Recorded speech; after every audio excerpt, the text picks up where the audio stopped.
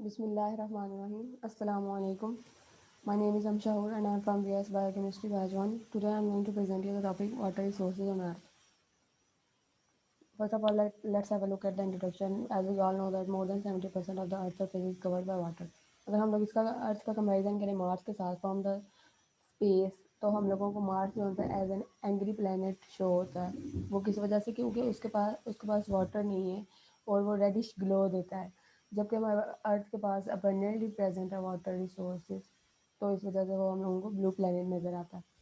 अब उस abundant nature मतलब वो उस अबंडेंट नेचर ऑफ वाटर जो सा है वो उसका एज अ रिसोर्स हमारे अर्थ पे प्रेजेंट होना, इससे ये लगता है कि हम लोगों को जो है वाटर हमेशा हमारे पास अवेलेबल रहेगा, वो कभी भी हमारे पास रन आउट नहीं होगा।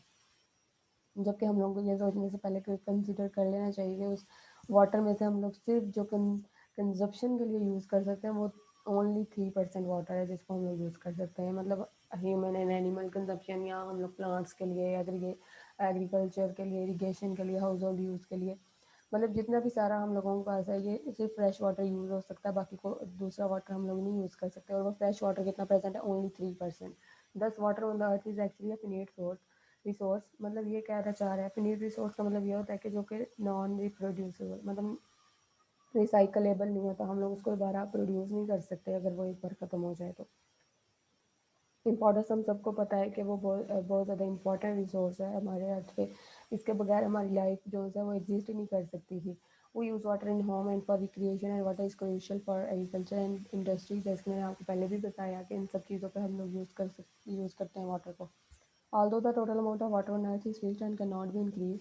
हालांकि हम लोग जानते हैं कि वाटर की जो अमाउंट है वो फिक्स्ड है अर्थ पे और उसको हम लोग इंक्रीज़ नहीं कर सकते, लेकिन फिर भी वो कह रहा है कि हम लोग in no danger of running out. हम लोग मतलब हम लोगों को ये डेंजर नहीं है कि वाटर रन आउट हो जाएगा। वो किस वजह से इस बात को कह रहा है? अब ये इस वजह से कह रहा है कि वाटर कॉन्स्टेंटली जो है वो रिसाइकल और रिप्लेनिश हो जा रहा है हमारे पास। वो भी किस वजह से? रेनफॉल की वजह से। हम लोगों को सबको पता है कि प्रेसिपिटेशन होती है वाटर वेपर्स की, उसके बाद वो रेनफॉल होती है वो सारे। तो वो इसलिए कह रहा है कि हम लोगों के पास बेशक वाटर की अमाउंट जो है वो हम लोग इंक्रीज़ नहीं कर सकते, लेकिन वो वाटर जो है वो रिसाइकल और रिप्लेनिश हो रहा है थ्रू रेनफॉल। और इस वजह से हमारे पास इतना फ्रेश वाटर अवेलेबल है कि हम लोग अपनी नीड्स जो है वो पूरी कर सकते हैं इस अर्थ पे।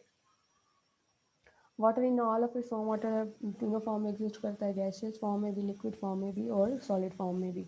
और इसकी जो है वो बहुत ज़्यादा अनयूजुअल प्रॉपर्टीज़ हैं। फॉर एग्जांपल अब इसकी प्रॉपर्टी देखते हैं। Water is exceptional ability to store heat modify the earth's climate. Water के पास एक एक्सेप्शनल एबिलिटी है कि वो हीट को मॉडिफाई कर लेता है, मतलब स्टोर करके हीट को मॉडिफाई कर लेता है, और इस मॉडिफिकेशन की वजह से अर्थ का टेम्परेचर, अर्थ का क्लाइमेट हमारे लिए जो सा वो सूटेबल है लिविंग के लिए। And ice ability to float on water allows aquatic creatures to survive in winter. अब ये उसकी सॉलिड स्टेट की बात कर रहा है कि हमारे पास विंटर्स में क्या होता है कि एक लेयर एक्वेटिक क्रिएचर्स हैं वाटर के अंदर।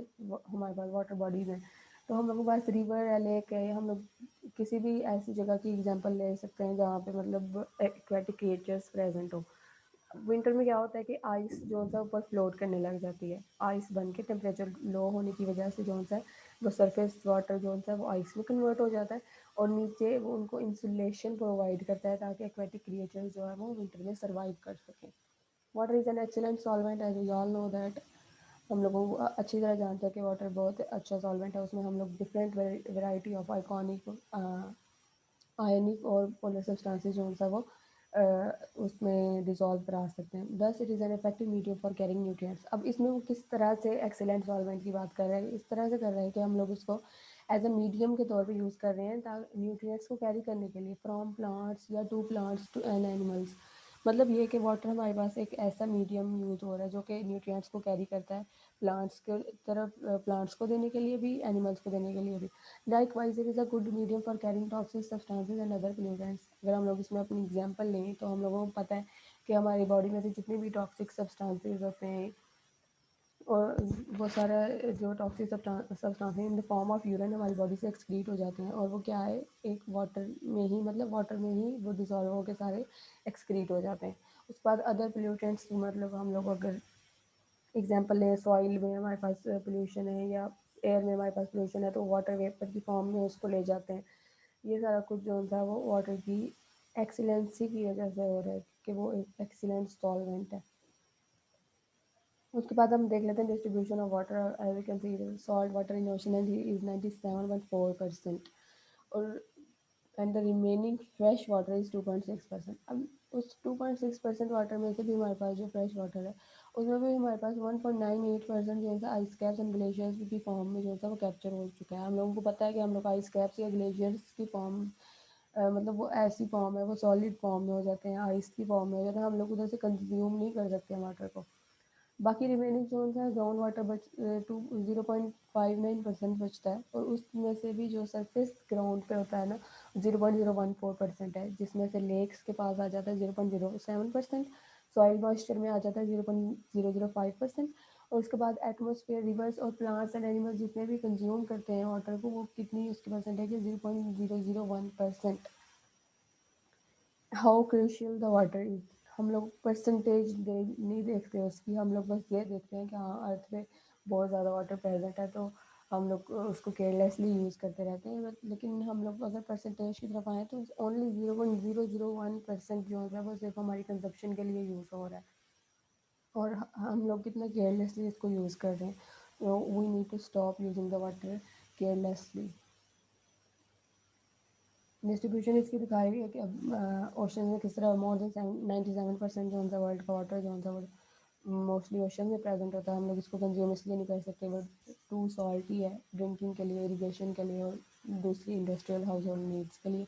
और हमारे अर्थ पे 5 ओशंस जो हैं वो प्रेजेंट हैं, उनमें से Arctic, Atlantic, Indian, Pacific and southern, जो कि डिफरेंट लोकेशंस पे डिफरेंट प्लेसेस पे लोकेटेड है। Glacier and polar ice caps में जो है हमारा 3% में से अप्रॉक्सीमेटली 2% जो है वो ग्लेशियर और पोलर आइस कैप्स में। अब वो बता रहे हैं कि ग्लेशियर्स फॉर्म किस तरह कर सकते हैं। ग्लेशियर इस तरह फॉर्म करते हैं कि हमारे पास फ्रोजन रिवर्स ऑफ आइस होते हैं, मतलब हम लोग उनको ये कह सकते हैं कि जिस तरह एक नॉर्मल रिवर है और हमारे पास एक फ्रोजन रिवर है आइस का जो कि डाउन द हिल फ्लो कर रहा है। Glaciers began life as snowflake when the snowfall in area far exceeds the melting that occurs during summer। अब कहते हैं कि स्नोफॉल जब एक्सीड कर जाती है ऐसे एरिया में जहाँ पे मेल्टिंग ड्यूरिंग समर जो हुई होती है वो उससे ज़्यादा एक्सीड कर जाती है, तो इस वजह से क्या होता है कि ग्लेशियर जो हैं वो फॉर्म होना स्टार्ट हो जाते हैं। The weight of the accumulated snow compress the Fallon slow into ice. ये एक कंपैरिजन मैंने ये एक पिक्चर में मैंने लिया है कंपैरिजन के लिए। ये इसलिए लिया मैंने कि अगर हम लोग कंपैरिजन करें ग्लेशियर्स का, ये आपको पोलर रीजन पे नज़र आ रहा है ग्लेशियर। सितंबर 1984 में देखें तो हम लोग को कितना ज़्यादा रीजन नज़र आ रहा है ग्लेशियर्स का या पोलर आइस कैप्स का। और अगर हम लोग सितंबर 2016 की बात करें जो कि आज से 5 साल पहले की बात है, इसमें क्या है कि यहाँ हम लोगों को वो एरिया कम होता हुआ नज़र आ रहा है ग्लेशियर्स का या पोलर आइस कैप का। और इसकी सबसे बड़ी वजह जो है इसके रीज़न जो है मेनली ग्लोबल वार्मिंग है। हम लोग ग्लोबल वार्मिंग की तरफ जा रहे हैं। ग्लोबल वार्मिंग का नुकसान ये है कि हम लोगों के क्लाइमेट को मेंटेन, जो हम लोगों के अर्थ के क्लाइमेट को डिफरेंट चीज़ों ने मेंटेन करके रखा हुआ था वो उसको ख़राब कर रही है। हमारा अर्थ को जो है टेम्परेचर को और डिफरेंट चीज़ों का इम्बेलेंस कर रही हैं। इसमें किस तरह इम्बेलेंस हो रहा है, इस तरह हो रहा है कि क्योंकि ग्लोबल वार्मिंग की वजह से हमारा टेम्परेचर इंक्रीज़ हो रहा है। टेम्परेचर इंक्रीज़ होने की वजह से हमारे पास जो आइस कैप्स या ग्लेशियर्स हैं वो मेल्ट ज़्यादा होने शुरू हो रहे हैं। वो मेल्ट होना शुरू हो रहे हैं तो हम लोगों के पास ओशन में या सी लेवल जो है हमारा इंक्रीज़ करता जा रहा है, जिसकी वजह से हमारे पास फ्लडिंग के इश्यूज़ हैं और डिफरेंट और इश्यूज़ हैं, जिसकी वजह से हम लोगों को जो है वो डील करना पड़ रहा है। That's why we need to stop greenhouse gases to escape। लेकिन ग्लोबल वार्मिंग और भी बहुत सारी चीज़ों से होती है, मेनली हम लोग जो है वो उसकी वजह से ही कॉज कर रहे हैं, इससे जैसे मैंने वो बोल दिया। Let me take the annotations. अब हमारे पास जो ग्राउंड वाटर बच गया है, हम लोगों को पता है कि एवेपोरेशन हुई, उसके बाद हमारे पास प्रेसिपिटेशन के बाद हमारे पास रेनफॉल हुआ। रेनफॉल में हमारे पास क्या हुआ है, स्ट्रीम में भी हमारे पास वाटर आ गया, उसके बाद ग्राउंड में भी इनफिल्ट्रेट होकर हमारे पास वाटर आ गया। वाटर टेबल क्या है, वाटर टेबल एक ऐसा पॉइंट है कि जिसके नीचे सिर्फ और सिर्फ सेचुरेशन ऑफ वाटर होती है। मतलब ये एक ऐसा पॉइंट है कि अगर हम लोग इसको देखें तो इधर नीचे से वाटर की सेचुरेशन बहुत ज़्यादा होगी एज़ कम्पेयर टू ये जो हमारे पास अपर पार्ट है। अब सैचुरेशन इधर ज़्यादा है, इसलिए हम लोगों को यहाँ से ही पंप करना पड़ेगा वाटर। यहाँ से हम लोग कैसे करेंगे पंप, इसको पंपिंग वेल लगा के हम लोग वाटर को पंप आउट करेंगे, ताकि हम लोग अपनी एक्टिविटीज़ में उसको यूज़ कर सकें ग्राउंड वाटर को। जो कि ये इसको वाटर पम्प्स को लगाना और ये सारा कुछ ये बहुत ज़्यादा कॉस्टली होता है, जिसकी वजह से हम लोग ग्राउंड वाटर को इतना यूज़ नहीं कर सकते। मोस्टली हमारे पास जो सरफेस वाटर टेबल से ऊपर वाली सरफेस पे प्रेजेंट होता है, हम लोग वहीं से जो सा वो हैंड पंप्स वगैरह के थ्रू लगा उनके थ्रू जो सा वो निकाल लेते हैं। लेकिन हम लोगों के पास जो सा है, ये एक तरीका है कि हम लोग ग्राउंड वाटर को किस तरह निकाल सकते हैं। राइपेरियन जोन है हमारे पास, ये एक न्यूट्रल में राइपेरियन जोन का मतलब ये होता है कि हमारे पास किसी, ये जैसे इधर उन्होंने स्ट्रीम दिखाई है, हमारे पास कोई लेक है या रिवर है, उसके बिल्कुल जो साथ वाला पोर्शन होता है ना, जैसे ये वाला, ये इसको हम लोग राइपेरियन जोन कहते हैं। ये सारा कुछ हम लोग इस तरह हम क्या करते हैं कि वाटर को पंप आउट करते हैं, क्योंकि ये स्टोर होता है हम लोगों के पास। डिफरेंट रॉक सैंड सॉइल वगैरह प्रेजेंट होती हैं जिनमें ये स्टोर होता है, उनको हम लोग एक्विफायर्स कहते हैं। ये एक्वाफायर्स होती हैं मतलब, और इनसे हम लोगों ने जो है कि वाटर को रिस्टोर करना होता है अपने यूज़ करने के लिए।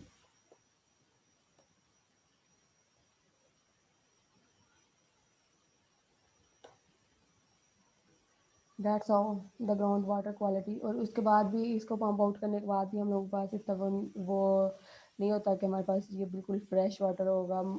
क्या मोस्टली सैंड भी इसके साथ ही आ रही होती है। ये सारा कुछ हम लोगों को दोबारा फिल्ट्रेशन भी करवाना पड़ता है, मतलब बहुत ज़्यादा इसका जो हमें कॉस्टली जो पड़ जाता है ग्राउंड वाटर को यूज़ करना। तो इसलिए हम लोगों के पास आसान हल क्या है कि हम लोग लेक्स और रिवर्स के वाटर को ही यूज़ करें, जो कि हमारे लिए ड्रिंकिंग वाटर है। इसको हम लोग जनरली हम लोग रिवर्स के वाटर को स्वीट कहते हैं, क्योंकि वो ह्यूमन के कंजप्शन के लिए होता है, और ये सिर्फ हम लोग लिटरली बोलते हैं, वो एक्चुअली स्वीट नहीं होता। क्योंकि हम लोगों को पता है कि वो एक्चुअली स्वीट नहीं होता। इसको हम लोगों ने as compare to oceans water हम लोगों ने इसको स्वीट कहा है, क्योंकि ओशंस वगैरह का और सी का वाटर बहुत ज़्यादा हाईली जो है वो टू सॉल्टी होता है बहुत ज़्यादा। The water of the rivers is of vital importance for the life in the earth, since its flow can have a great extension, providing water to many regions. अब ये उसके वाटर के जो reverse हैं उनका इम्पोर्टेंस बता रहे हैं, क्योंकि हम लोगों को पता है रिवर्स एक जगह पे कहीं पे नहीं होते, वो फ्लो करते रहते हैं हमेशा। तो उनके फ्लो की वजह से हमारे पास क्या है कि वो ग्रेटर एक्सटेंशन प्रोवाइड करते हैं डिफरेंट रीजन्स पे अर्थ की। Saline lakes are masses of insulated water containing a high concentration of salt and other minerals. अब लेक्स में भी उन्होंने एक डिफ्रेंशिएट कर दिया कि हमारे पास सेलिन लेक्स भी होती हैं, जो कि एक जगह पे हमारे पास प्रेजेंट होती हैं, मतलब वो फ्लो नहीं कर रही होती इकट्ठी, मतलब हम लोग उनको पाउंड की तरह बोल सकते हैं कि पाउंड की तरह वो लेक्स प्रेजेंट होती हैं। इनको सलीन लेक्स हम लोगों ने इसलिए कहा है क्योंकि उनमें भी मिनरल्स और साल्ट की कंसनट्रेशन बहुत ज़्यादा हाई होती है। हम लोग उस पर भी कंज्यूम नहीं कर सकते वाटर को अपनी यूज़ के लिए। Water is a major component of all living things. ये हम सबको पता है, कंस्टिट्यूटिंग 70% हम लोगों का जो है वो वाटर से बना हुआ है, हमारी बॉडी।